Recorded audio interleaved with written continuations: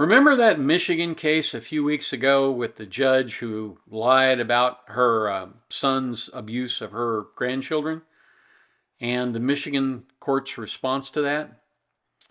Well, I think the Georgia Supreme Court could perhaps teach the people in Michigan a little something about judicial ethics and the concept of honesty. Today we have two judicial discipline cases out of the state of Georgia. And uh, the last one that I'll talk about is just a little bit funny um, because it does sort of make fun of the whole idea of sober as a judge. But the first one is really, it's shocking in many respects because of the nature of the misconduct. So when a judge goes off the rails, either making decisions that don't make any sense or getting involved in fisticuffs with somebody, that sort of thing, it comes to the attention of the entity in the state where the judge sits. There is an entity that is in charge of judicial discipline. In Missouri, it's called the Commission on Discipline and Retirement of Judges, I believe. And basically, that's the group that gets together and decides whether or not to bring charges to the Supreme Court. And in Georgia, that is the Judicial Qualifications Commission. And the Judicial Qualifications Commission essentially makes a determination as to whether or not to file a complaint against a judge based on his conduct. Now, in this case, it's interesting because some of the conduct occurred before the judge was actually a judge, but some of it occurred after he had already made application to the Court of Appeals, where he sat as a judge, and at least with respect to the finance violations, the campaign finance violations, which I don't think were the really serious ones here, those also occurred after he was appointed as a judge, but before he was reelected. So let's look at the opinion, and I will have a couple of comments at the end of this. My old boss used to say that anytime a court starts an opinion with a quotation, you're probably in trouble. And certainly that's the case involving this Georgia judge, Judge Christian Coomer. In our system of separated powers, each branch of the state government secures compliance with its decisions in different ways.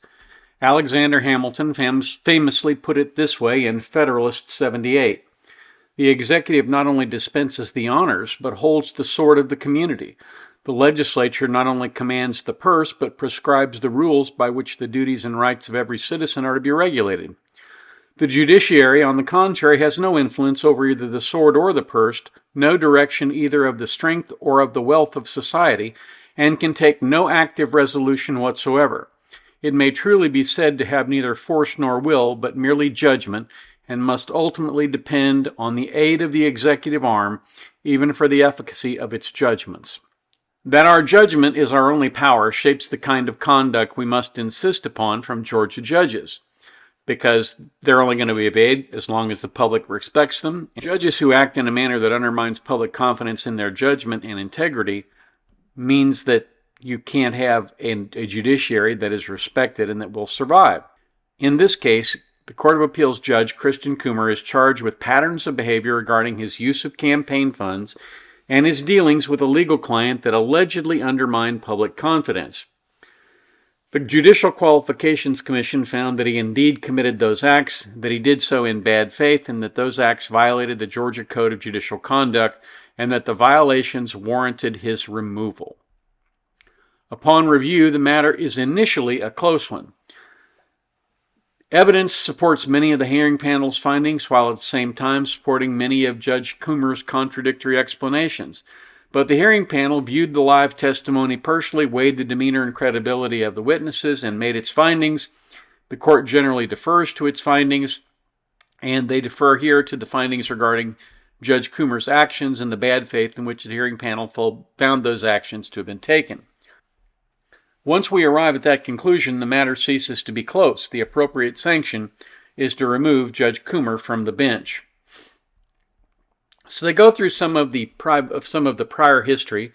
This guy was admitted to the bar in 1999. He was appointed to the Court of Appeals in 2018, and that occurred in October of 2018. He was sworn into the position the same day, and then he was reelected in 2020.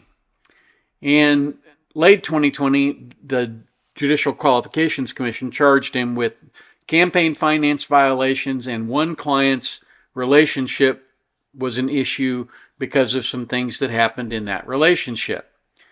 And that happened before he became a judge, but unfortunately for the judge, the actions taken sort of spilled over into his time as a judge. So they held a hearing, they made a bunch of findings. We're not going to go through all of that. We are going to go through the part that matters. A significant portion of the conduct at issue involved Judge Coomer's relationships with a guy by the name of James Philhart, an elderly client whom Coomer represented in 2015. After successful resolution of that action, Philhart continued to engage Judge Coomer's assistance on various legal issues, and Coomer drafted a May 2018 will for Philhart, which would have been fine except that he named himself and his heirs among the beneficiaries, and Judge Coomer as executor and trustee. This is something that every lawyer knows you can't do. The only time you can draft a will for someone else where you or any family member takes under that will is where there is a close familial relationship with them. Here, for example, is Missouri's rule on that issue. Rule 1.8, a lawyer shall not solicit any substantial gift from a client, including a testamentary gift, or prepare on behalf of a client an instrument giving the lawyer or person related to the lawyer any substantial gift unless the lawyer or other recipient of the gift is related to the client. And then it defines what that familial relationship needs to be. Here is the key part. By the terms of the will, Judge Coomer had authority to cancel debts owed to Philhart upon Philhart's death. Also, before Judge Coomer was sworn in, he accepted several loans of money from Philhart. During the relevant time period, while his August 2018 application was pending, Judge Coomer drafted a promissory note dated September 8, 2018, so 1 month prior to his appointment, where he accepted $130,000 for a company he owned called CAC Holdings, and it was controlled solely by Judge Coomer, and it effectively had no assets. The note provided an interest rate of 4%, and it required repayment in January of 2026, when Philhart would at that time be 80 years old. The loan was not secured, and Judge Coomer provided no personal guarantee. Philhart discussed with Judge Coomer the prospect of liquidating stock holdings to fund the loan, and the gentleman did in fact sell various stocks to fund it. Now they make a point of saying the drafting didn't occur while he was judge, but the will's terms are relevant because they were still in effect at the time Judge Coomer accepted a loan from Philhart in September of 2018 at a time when he was subject to the code because he had applied to the judiciary. On September 19, 2018, 5 days after the announcement of Judge Coomer's appointment to the Court of Appeals, Philhart executed a new will drafted by Judge Coomer.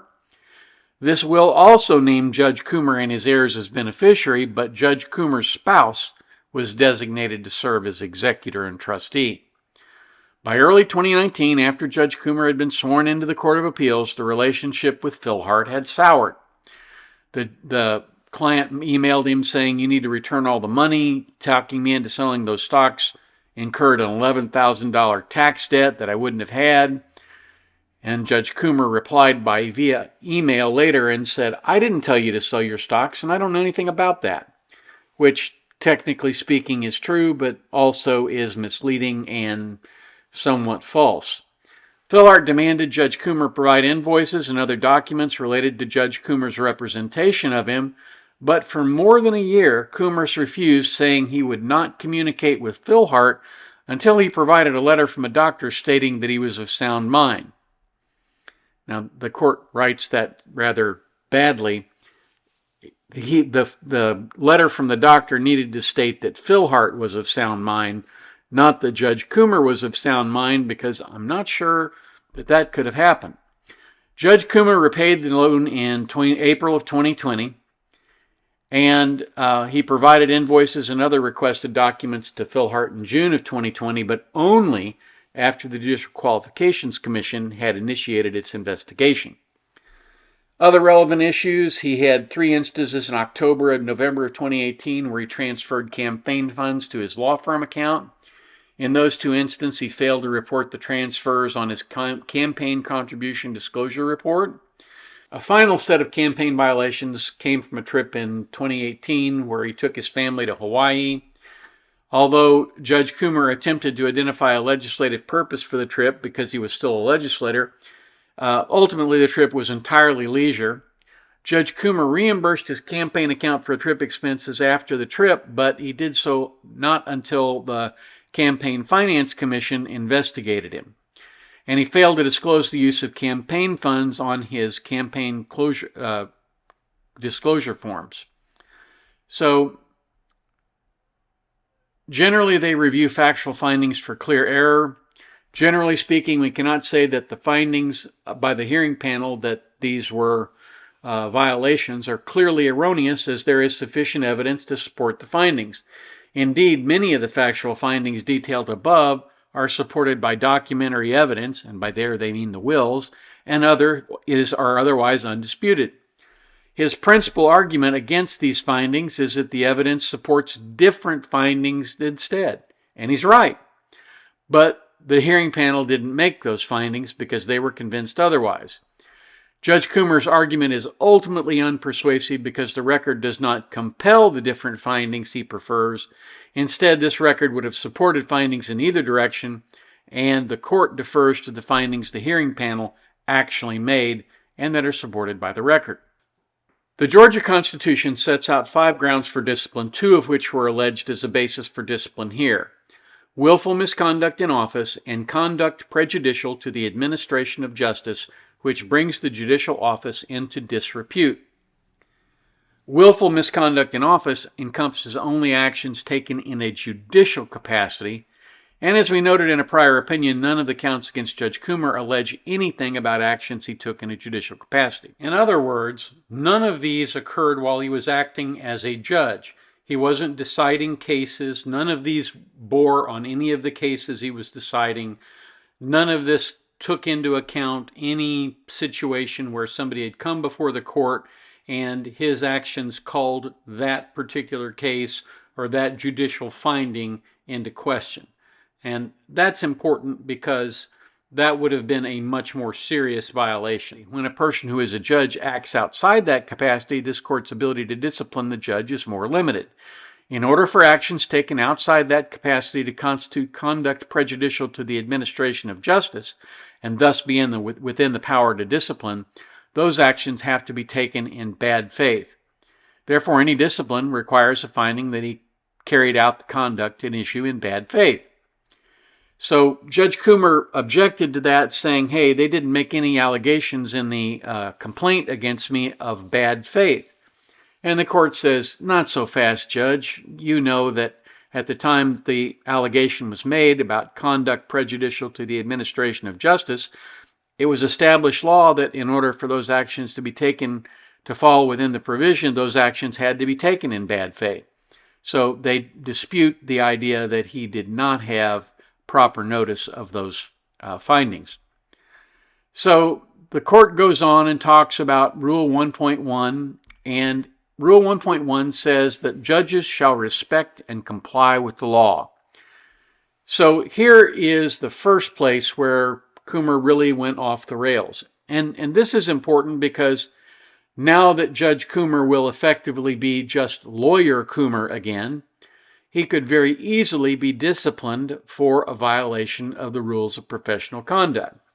Because Georgia's rules of professional conduct, Rule 1.8, say a lawyer shall not prepare an instrument giving the lawyer or a person related to the lawyer as parent, grandparent, child, grandchild, sibling, or spouse any substantial gift from a client, including a testamentary gift, which is something you'd get in a will, except where the client is related to the donee. The Code defines law as denoting court rules as well as statutes, constitutional provisions, judicial orders, and decisional law. So all of this brings them within the scope of court rules, and Judge Coomer makes no argument that the Georgia Rules of Professional Conduct are not court rules. As a result, the drafting of September 18 will violated Rule 1.8. The same goes for the two instances within the relevant time period in which Judge Coomer failed to disclose on his CCDR transfers campaign finance issues. So Judge Coomer violated Rule 1.1 of the Code of Judicial Conduct. Regarding the Hawaii trip, he violated Rule 1.1 of the Judicial Rules of Conduct. The court then goes on to find that in all of these situations, the judge violated the rules, did it in bad faith, and that while there could have been other evidence that might have offered a different way to look at this, that was not what the hearing panel determined. It then got down to the question of what was the appropriate sanction, and they felt that the lack of honesty was the most important thing that they saw. And here is how the court wound up its opinion, basically stripping Judge Coomer of his judicial role. That conclusion brings us to the question of the appropriate sanction. The hearing panel's findings that we have determined were not clearly erroneous show that Judge Coomer has exploited a vulnerable person, has repeatedly violated campaign finance rules and flouted professional norms, and has done so knowingly and for his own personal financial benefit. By demonstrating a pattern of refusing to comply with the law and professional norms when non-compliance was in his interest, he undermined the public's trust in his ability to follow and apply the law honestly and fairly in cases that come before him. And he was dishonest and exploitative in his dealings with a vulnerable person, a quality that is flatly incompatible with being a judge. Based on all these aspects of his actions, we conclude that removal is the appropriate sanction. That conclusion accords with our precedent. Our decision to remove Judge Coomer is also informed by his response to the inquiry. A judge has to be allowed to defend himself. He can argue that his actions don't violate a particular statute or rule. He can disagree with the staff or the hearing panel as to appropriate sanctions. He can dispute the factual accuracy of the allegations. And judges must be free to do all those things without fear that a sanction will be worse if they simply fail to prevail. But judges cannot be misleading during that process any more than lawyers can be misleading during state-barred disciplinary processes. Here, the hearing panel found multiple instances in which Judge Coomer was disingenuous, if not outright dishonest, in his testimony or the positions that he took before the hearing panel. Judge Coomer argues the hearing panel failed to consider evidence in mitigation, including his public service and lack of disciplinary record. He also argues that his expressions of remorse in the form of admissions to some mistakes and the fact that he's already served a lengthy suspicion should serve in mitigation. But he does this with no acknowledgement that the suspension has been with full pay. So from roughly 2022 through most of 2023, he has continued to be paid as a judge, even though he's been suspended and could not act as a judge. Regardless of the extent to which the hearing panel considered these factors, the question of whether Judge Coomer should be removed from office is ultimately one for this court. We conclude that removal is the appropriate sanction. Accordingly, it's ordered that Judge Christian Coomer of the Court of Appeals of Georgia be removed from office effective upon disposition of any motion for reconsideration filed pursuant to this court's Rule 27 or upon the expiration of the time for filing such a motion without any such motion having been filed. It's always interesting to me to see how deferential courts are to hearing panels and trial judges about fact-finding. And a lot of times you'll see a less deference standard applied. I think that's what happened in Michigan. They applied a lot less deference to the people who actually heard the testimony. And in this case, the Supreme Court of Georgia, they certainly understood that the hearing panel had seen the witnesses, had evaluated their credibility, and come away with an opinion that this judge was off the rails. For that reason, they reached the right conclusion. Now, in this next case, like I said before, it's just a little bit funny because it involves the kind of problems that sort of come with alcohol. And, in many respects, I know the South is sometimes thought of as being, a place where rednecks abound and, it's White Sox, Blue Ribbon beer and all that stuff. But the fact of the matter is most of the people in the South are not that demographic. And certainly you wouldn't expect a judge to just get rip-roaring drunk and go shooting with an AR-15. But that's what happened. Let's look at the opinion. Have you ever heard the simile, sober as a judge? Well, maybe not. This judicial discipline matter is before the court on a report and recommendation of the hearing panel. The hearing panel recommended that Judge Johnson, be removed from office for violating Rules 1.1, 1.2a, and 1.2b of the Georgia Code of Judicial Conduct. Johnson, however, submitted his resignation to Governor Kemp shortly after the hearing panel refiled its report and recommendation. Removal is the only sanction the Judicial Qualification Commission seeks, and we can't remove a former judge from office he no longer holds. Accordingly, we dismiss. According to the formal charges, which Johnson admits are true and correct, the sheriff's office received a call regarding multiple gunshots fired in the residential area where he lives. Travis Gerald, the Habersham County Sheriff's Office lieutenant who responded to the call, knew Johnson and knew that Johnson lived in the area, so he went to Johnson's house to ask Johnson whether he had any information about those gunshots. After he rang the doorbell, Johnson opened the door and pointed a loaded AR-15 at Gerald.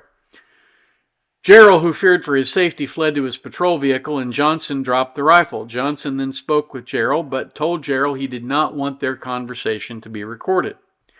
As Johnson and Gerald spoke, Johnson called Gerald by his first name several times and asked Gerald to turn off his recording device. Each time, Gerald told Johnson he couldn't turn off the device. Johnson, who was angry, visibly intoxicated, unstable on his feet, and spoke with slurred speech, sober as a judge, admitted to Gerald that he had fired an AR-15 from his porch that evening while intoxicated. 8 days after the incident, Johnson told the Judicial Qualifications Commission's investigator that the day of the incident was a blur because he'd been drinking excessively, but he remembered sitting in his chair and hearing his wife's chatter, which aggravated him and caused him to snap. Johnson admitted that he then went to the porch and fired multiple rounds from the rifle into the ground, and when Gerald came to his house in a marked patrol vehicle, he answered the door with a loaded rifle pointed at Gerald's head.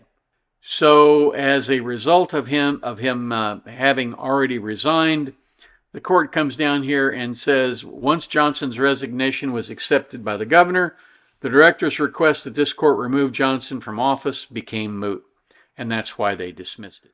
One of the things that I think is outstanding here is the fact that the court in this case, in both of these cases actually, did the right thing. I have no doubt that they would have disciplined the second judge here just as severely as they disciplined Judge Coomer. They would have been removed from the bench. It's not okay to get drunk and point a rifle at anyone's head. And the idea that you would do that, frankly, the judge is really pretty lucky that he's still alive, because if the officer had not known that he was a judge, I suspect if he'd been greeted with an AR-15, he probably would have drawn and fired. So, in many respects, the good Lord looked after the judge, as the good Lord often does with drunks and fools. And in this case, the judge was both a drunk and a fool, and did something incredibly stupid and reaped the reward for that. So today, I would like to take a moment and talk a little bit about the kindness that you can do. Specifically, what I'm talking about today is be alert for people who are having a hard time, going through a trauma in their life. Maybe they lost a spouse. Maybe they've had a reversal of fortune. Maybe their business had to close. Be available. Be willing to talk with people like that. Let them know they're not alone.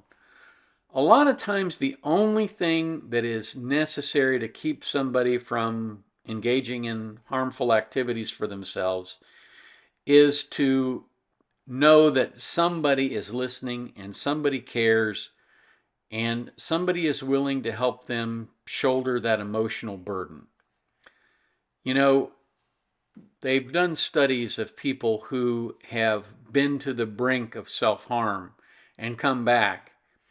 And a lot of times it was no more than a clerk telling them that they liked their outfit or to have a nice day or I hope you're feeling better. Those kinds of simple expressions from people that sort of communicated to that individual, hey, you have worth as a person. Those are powerful. And we should always go out of our way, whenever possible, to make those kind of statements for people. This morning, I had to go to the doctor. And, going to the doctor is never a fun thing, needles, nurses, all that stuff. But the bottom line is, the lady who helped me make an appointment, the doctor had written the wrong return date. He wrote 6 months and it should have been 3. And so I had to go back and get that corrected, and the lady behind the counter and I had a nice laugh at the doctor's expense. And at the end of the day, I told her what a great ambassador she was for the practice, and that I hope she had a wonderful day and a great weekend. And the other people who were in the office behind her all turned and looked at me. And I looked at them and I said, if you don't tell people, they don't know. Keep that in mind. Have a marvelous day.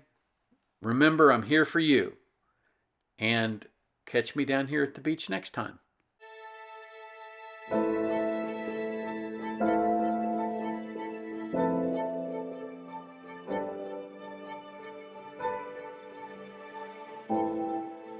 If you like this video, here are a few others you might try, and don't forget to subscribe. Have a terrific day, guys.